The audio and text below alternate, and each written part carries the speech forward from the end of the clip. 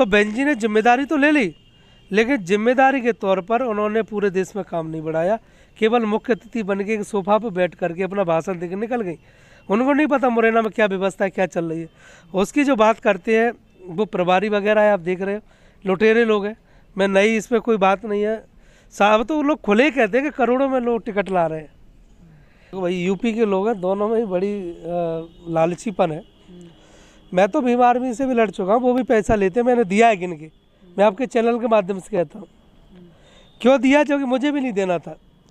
नमस्कार दोस्तों, मैं उदयवान सिंह अरगल, आप देख रहे हैं न्याय समता न्यूज़। आज हमारे साथ मौजूद हैं MP सिंह जी, जो 26 नवंबर को उन्होंने संकल्प लिया है कि चलो संसद की ओर। इनका एक वो मुहिम लक्ष्य निर्धारित किया है, चलो संसद की ओर। किस तरीके से वो जा रहे हैं। MP सिंह जी, आपका हमारे न्याय समता न्यूज़ में आपका पहले स्वागत है। धन्यवाद पहले आपके चैनल को भाई उदयवान जी। जो महाअभियान है हमारा चलो संसद की ओर, ये एक बहुत बड़ा महाअभियान है। इसको देखेंगे तो हम लोग बड़े पैमाने पे, पहले हमने एक ही संसदीय क्षेत्र को चुना है, मुरैना श्योपुर को। उसके बाद पूरे मध्य प्रदेश में ये काम बढ़ेगा। जो आपने मुरैना क्षेत्र को चुना है, ये चंबल भूमि से, यहाँ से PP चौधरी साहब जी निकल के गए हैं। यहाँ से बहुजन समाज पार्टी ने बहुत लंबे समय से मजबूती के साथ इस गढ़ माना जाता है बहुजन समाज पार्टी का कि ये गढ़ है। इसमें आप जो नई यात्रा चालू करना चाहते हैं, आपका गोल क्या है, किस तरीके से यात्रा को ले जाना चाहते हैं आप? देखो, बहुजन समाज पार्टी की बात करें तो मानवर साहब कांसीराम जी के नेतृत्व में जब पूरे देश में आंदोलन चल रहा था, कश्मीर से लेकर कन्याकुमारी तक, उस समय हमारे क्षेत्र के जो नेता थे डॉक्टर PP चौधरी साहब, वो उस समय बिहार के प्रभारी भी थे, यहाँ प्रेसिडेंट भी रहे स्टेट के। उसके बाद जिले के जिलाध्यक्ष बहुत पहले थे। तो जब से वो, मुझे लग रहा है, लोकसभा भी लड़े और विधानसभा भी लड़े, ये काफ़ी बार वो दूसरे नंबर पे भी रहे, तो बहुत तादाद में उनको वोट मिला था। लेकिन उस समय से जब डॉक्टर चौधरी साहब इस दुनिया में नहीं रहे, उनकी सार्वजनिक रूप से हत्या कर दी गई। हम न्यायालय तक भटके, काफ़ी जगह भटके, उसको आज तक कोई न्याय नहीं मिला। और बहुजन समाज पार्टी ने ऐसा ऑपरेशन कर दिया कि उस समय से आज तक किसी दलित को यहाँ पर लोकसभा के लिए टिकट नहीं दिया, ना ही विधानसभा पर दिया गया है, जो सामान्य सीट है। ऐसी सीट पर उन्होंने अम्बा में लड़ाई और लड़ते रहते हैं। वो तो सारी पार्टी उस पर देती है। तो BSP ने ये हमारे साथ बहुत बड़ा धोखा किया है और अन्याय भी किया है। हमारे जो MP सिंह जी, जिनका परिवार और बच्चे पत्नी सब कुछ घर त्याग करके इस मिशन में लग गए हैं, तो परिवार जो आपका किस तरीके से काम कर रहा है क्षेत्र में? देखिए, 2004 से मैं रेगुलर BSP का पदाधिकारी भी रहा और तमाम पदों पर आई है, तो सभी को पता है, इसमें नई कोई बात नहीं है। हमने जो 18-19 साल जो दी मूवमेंट को, तो उससे ये निकल के आया कि भाई हमारा जो मूवमेंट है, आंदोलन है महापुरुषों का, जो बड़े पैमाने पर जो काम करता है, वो त्याग की भावना को जागर रखता है। क्योंकि हमारे समुदाय पर सबसे ज़्यादा जो कमजोरी आती है, आर्थिक स्थिति की कमजोरी आती है, साधन संसाधन की कमी आती है। तो कहीं ना कहीं हमारे लोग हताश हो जाते हैं राजनीति से। तो हमने ये प्रण किया है कि मानवर साहब का जो अधूरा सपना है, उसको बिना त्याग के नहीं किया जा सकता। तो हमने आजीवन ही गृह त्याग करके और इस मुहिम को अपने लक्ष्य तक पहुंचाने का पूरा निर्णय लिया है। जो चलो संसद की ओर से जो गांव में जो आप जा रहे हैं जी, गांव के लिए आप जा रहे हैं, संसदीय क्षेत्र में पूरे में घूम रहे हैं, भ्रमण कर रहे हैं, इससे गांव के लिए क्या संदेश देना चाहते हैं? किस तरीके से आप लोगों को संसद के अंदर, विधानसभा के अंदर पहुंचाना चाहते हैं? क्या आपका कोई रोड मैप है प्लान? जी है। क्या है कि जब संसद की अपन बात करते हैं, जो लोकसभा सीट है अपनी, मैं तो विधानसभा की भी बात साथ में कर रहा हूँ, क्योंकि दोनों एक राज्य स्तरीय, एक नेशनल लेवल का है। तो आगामी जो इलेक्शन है वो संसदीय की है, लोकसभा का है। तो हमारे लोगों को ये डर दिखा दिया गया, ये भय दिखा दिया गया कि बिना पैसे के, बिना धन के कोई राजनीति नहीं होती। जबकि मैं ये कह रहा हूँ कि भाई, जब आप लोगों ने हमारे महापुरुषों को देखा, उन्होंने बिना पैसे की ही राजनीति की और अपने मुकाम तक पहुँचे। जी, हमारे लिए जो पूंजीपति लोग हैं, उन्होंने इस तरीके का डिजाइन तय किया है कि भाई हम पूंजी की जब बात करेंगे, पूंजी का डर दिखाएंगे, बहुत ज़ोर शोर से विज्ञापन दिखाएंगे, तो जो हमारे दलित समुदाय के लोग हैं, खास करके बाकी बहुजन समाज के लोग हैं, वो डर के मारे अपने घरों में रह जाएंगे, भाई राजनीति में नहीं जाना है, क्योंकि इतना पैसा नहीं है। इतना बैकअप नहीं है, इतना बैंक बैलेंस नहीं है, तो कैसे हम इस सीट को जीत पाएंगे? क्योंकि जब हमारे पास धन बल नहीं है, तो मानवर साहब की एक बात मैं आपको निश्चित कर दूं, मानवर साहब ने कहा या तो हमारे पास इतना धन हो कि हमको लोगों को खरीदने की ताकत हो, यदि धन नहीं है तो फिर इतनी मेहनत तय कर दो कि धनवान तुम्हारे पीछे लग जाए।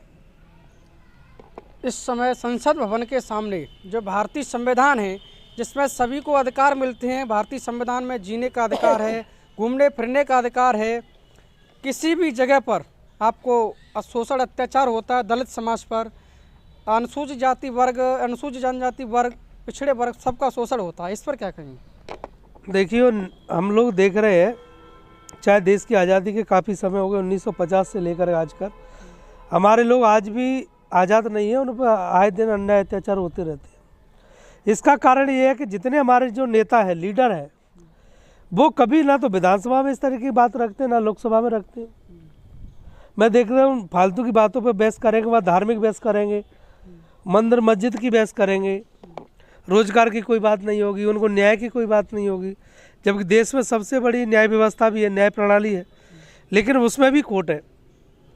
जब हमारा एक परिवार है और वो आर्थिक रूप से बहुत कमज़ोर है, अपना किराया वो इतना नहीं दे पा रहे कि वो न्यायालय तक पहुंच सके, तो ऐसी स्थिति वो वकील कैसे करेगा भाई? सही। और वकील भी कर लिया, वो तारीख पर तारीख चलती रहती है। उसका हम ये सोचते हैं जिस तरीके से लोक सेवा केंद्र बने हुए हैं, उनमें एक डेट वाइज फिक्स की गई है कि इतने समय में जाति प्रमाण पत्र बन जाएगा, आय बन जाएगा, कोई 45 दिन में, कोई 15 दिन में। तो मैं ये चाहता हूँ कि धारा के अनुसार पूरे देश में ये क्लियर कर दी जाए कि इतने दिन में न्याय मिल जाएगा। 302 का है तो 2 साल में न्याय मिलेगा, 1 साल में न्याय मिलेगा, या बलात्कार का मामला है तो 1 साल में न्याय मिल जाएगा। उसकी डेट फिक्स पहले कर देना चाहिए, जिससे मजिस्ट्रेट पूर्ण तैयारी कर ले और हम लोगों को आश्वासन भरोसा रहेगा कि उस दिनांक में हमको न्याय मिल जाएगा। तो ये पूरे देश में नहीं है, इसके लिए ही हमने ये प्रयास किया कि मुझे संसद तक जाना पड़ेगा, और मैं नहीं जा पाया तो मैं अपने भाइयों को, साथियों को ले जाना चाहता हूँ। और मैं आपके चैनल्स के माध्यम से इस मुहिम के बारे में बताना चाहता हूँ कि जो भाई इस व्यवस्था में लगना चाहते हैं वो ज़ोर शोर से हमारे साथ लग जाए, और हम उनको न्याय की तरफ ले जाना चाहते हैं। संसद भवन में आप लोगों को भेजना चाहते हैं, कांसीराम साहब भी चाहते थे कि अगर आप संसद भवन नहीं पहुंच सकते तो आपने लोगों की भीड़ इतनी होनी चाहिए बाहर कि लोगों की जो बात है मानने वाले संसद में उनको माननी पड़े। आंदोलन के माध्यम से वो ले गए थे, आप किस तरीके से ले जाना चाहते हैं, आंदोलन के माध्यम से या किसी अन्य माध्यम से? नहीं, मैं इस पे कहना चाहूँगा, उस समय मानवर साहब का बहुत बड़ा क्रेज़ था और मानवर साहब ने आंदोलन के माध्यम से जो बात कही गई।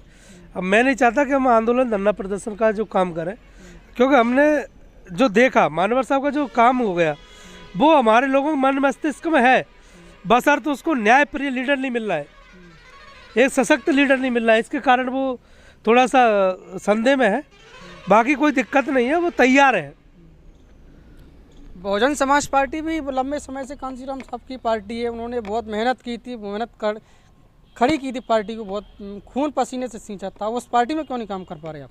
देखो, बहुजन समाज पार्टी का जो क्रेज़ था पहले बड़ा मानवर साहब के समय था, मानवर साहब पूरे भारत को देख रहे थे, पूरे देश में उसको चला रहे थे मुहिम को, तो वो हर जगह हर राज्य की स्थिति को जानते थे, हर नेता के बारे में जानते थे।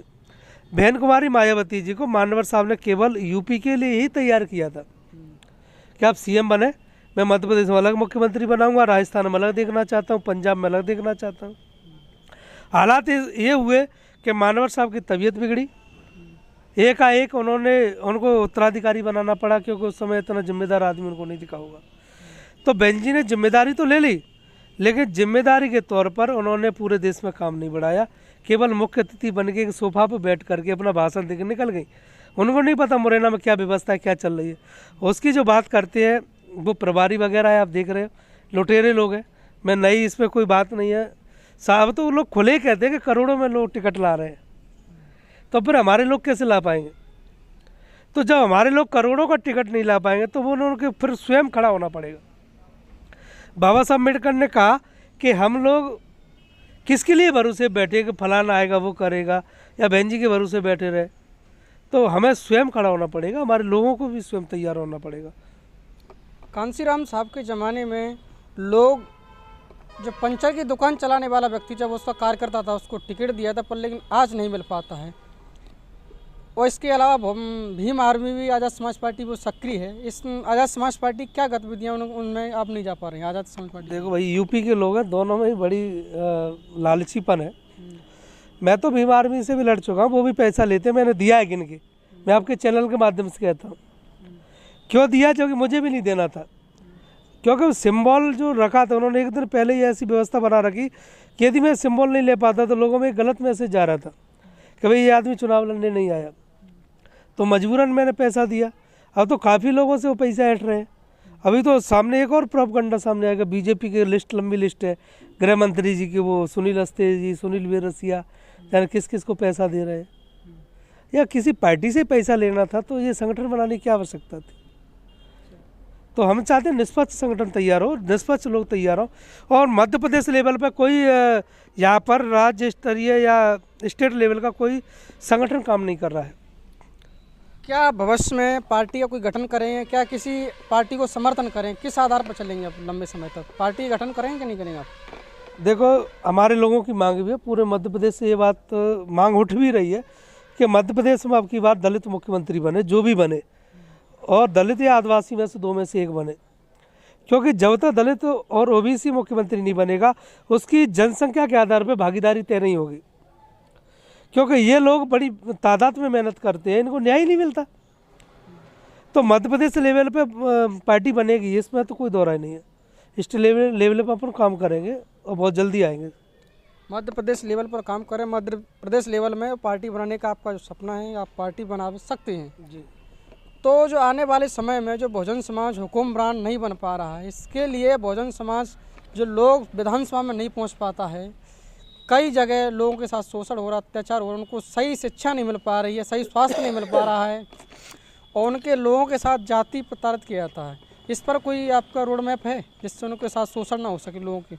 देखो, इसके लिए मैं चैनल के माध्यम से लोगों तक इस बात को पहुंचाना चाहूँगा कि हमें हर गली मोहल्ले में, हर गांव में एक लीडरशिप पैदा करनी चाहिए। उनको स्वयं निकल के आना चाहिए।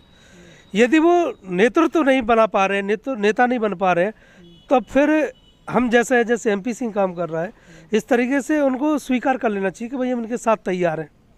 तो फिर न्याय की बात ख़त्म हो जाएगी। वहाँ हम लोग फिर लड़ना शुरू कर देंगे। नहीं, आप पर भी लोग आरोप लगाते हैं, कई पार्टियों में आए, कई पार्टियों में चले गए, फिर उसके बाद आप भी कहीं किसी में आते हैं, किसी से टिकट ले लेते हैं, कभी आम आदमी पार्टी में, कभी समाजवादी पार्टी में, क्या किसी अन्य पार्टी में, या भीम आर्मी में। आप इस पर क्या कहेंगे?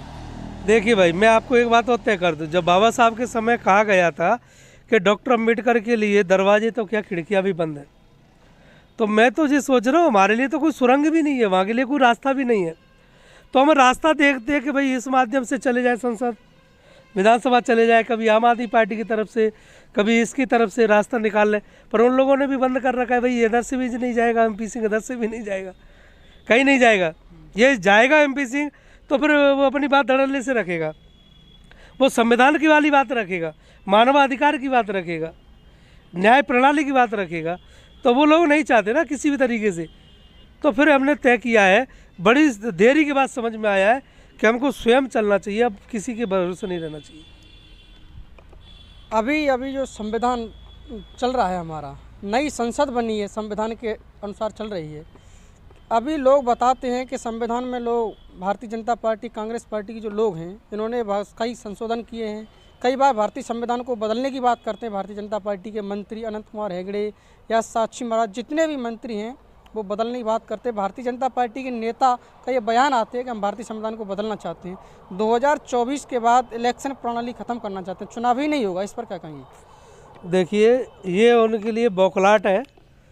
संविधान, जो देश है वो संविधान से चलता है, भारत की आत्मा बसती है संविधान में, और संविधान कोई छोटी मोटी बात नहीं है। उस समय भी इस तरीके के बहुत नेता थे, हिंदुत्ववाद पर जो बातें करते रहे थे। मैं तो ये भी कहना चाहता हूँ, उनकी माँ ने दूध पिलाया है तो इस तरीके से सामने आए, मैदान में आए, मैं भी सामने आ रहा हूँ। क्योंकि संविधान की जो बात करते हैं हम लोग, तो संविधान के अनुसार ही देश चलेगा।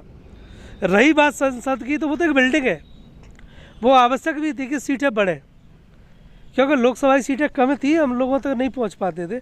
उस समय संसदीय सीटें जो 552 थी आज 888 कर दी गई हैं लोकसभा में। राज्यसभा में भी कम थी, 250 के करीब थी, आज 384 कर दी गई है। तो सीटें बढ़ी है, इस बात में ठीक है, अच्छी बात है, लेकिन संविधान चेंज करना इनकी बस की बात नहीं है, ना ही कर पाएंगे, क्योंकि ये बहुजनों का देश है और बहुजनों के पक्ष में ही संविधान है। इनको अधिकार देना हमारा दायित्व था। 1950 में इनको अधिकार दे दिए, नागरिकता दे दी, यही बहुत है। लेकिन नागरिकता फिर इनको हमें मजबूरन खंडित करवाना पड़ेगा, हटाना पड़ेगा। तो बहुत बहुत धन्यवाद MP सिंह जी ने बता रहे हैं कि भारतीय संविधान में के आधार पर इनको नागरिकता दी गई है, फिर भी ये लोग हमारे साथ अत्याचार शोषण, हमारे समाज के साथ, हमारे वर्ग के साथ अमानवीय व्यवहार करते हैं, भेदभाव ऊंच नीच का जो देश के अंदर जहर फैलाने का काम करते हैं। अगर इस मानसिकता को जब नहीं इन्होंने छोड़ा तो आने वाले भविष्य में बहुजनों की सरकार होगी। क्या बहुजन समाज के जो लोग हैं, अगर उनकी मानसिकता इनके प्रति ऐसी रही, इनका रवैया रहा कि इनको हमें चेंज करना है, इनको यहाँ से हटाना है, इनकी नागरिकता को खंडित करना है, बता रहे थे अभी इनको नागरिकता रद्द कर दी जाएगी, तो बहुजन समाज में इतने 85% जो लोग हैं उनके साथ सभी के साथ शोषण होता है, सभी के साथ अत्याचार होता है। पढ़ने लिखने का जो अधिकार था संविधान में मिला है, उस अधिकार को ये लोग इनको शिक्षा भी नहीं दे रहे हैं। भारतीय जनता पार्टी की शासन में लोगों को 2 प्रकार की शिक्षा मिल रही है, गरीबों को अलग, अमीरों को अलग। गरीब शिक्षा सरकारी में पढ़ता है, जिसको नौकरी मिले या ना मिले, वो अपने माता पिता के ढंग से नाम नहीं लिख पाता, वो टेस्ट फाइट करेगा। जो बच्चा नाम नहीं लिख पाता वो नौकरी कैसे लग सकता है। और एक व्यक्ति पढ़ता है प्राइवेट स्कूल में, एक बच्चा, वो शुरू से LKG से लेकर के नर्सरी से लेकर उसको फर्राटे वाली इंग्लिश पढ़ता है, तो दोनों में अंतर है। इन्होंने शिक्षा में ही बंटवारा कर दिया है। तो ऐसी खबरों को देखने के लिए हमारे साथ बनी रहिए। न्याय समता न्यूज़ को सब्सक्राइब करें, शेयर करें, जिससे जानकारी अधिक लोगों तक पहुंच सकेगी। जिससे हमारा फेसबुक पेज पर चैनल है न्याय समता न्यूज़ को फॉलो भी कर ले। धन्यवाद। जय भीम।